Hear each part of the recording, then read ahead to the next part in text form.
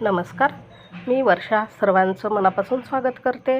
आज आपण छान वालाच्या ज्या कोवळ्या बिया असतात किंवा दाणे असतात त्यापासून भाजी बनवणार आहोत. तर इथे कढईमध्ये तेल गरम करायला ठेवायचं.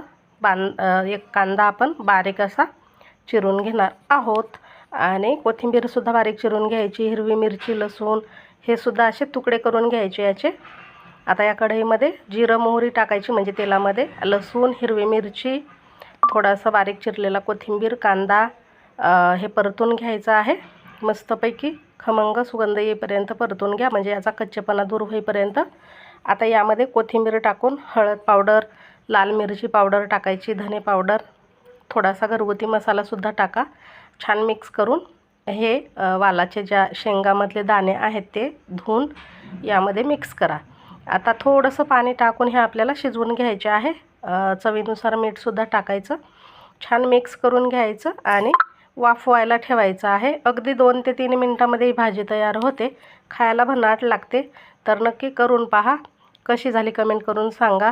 आता ह्यामध्ये थोडंसं दाण्याचं कूट आणि वरून पुन्हा बारीक चिरलेली कोथिंबीर टाकायची. आपली ही भाजी तयार होते. तर तुम्ही वरण भातासोबत ही भाजी खाऊ शकता. मस्त लागते बघा. एकदा तरी नक्की करून पहा आणि व्हिडिओ आवडल्यास लाईक शेअर करा. भेटू अशा छानशा नवीन व्हिडिओमध्ये.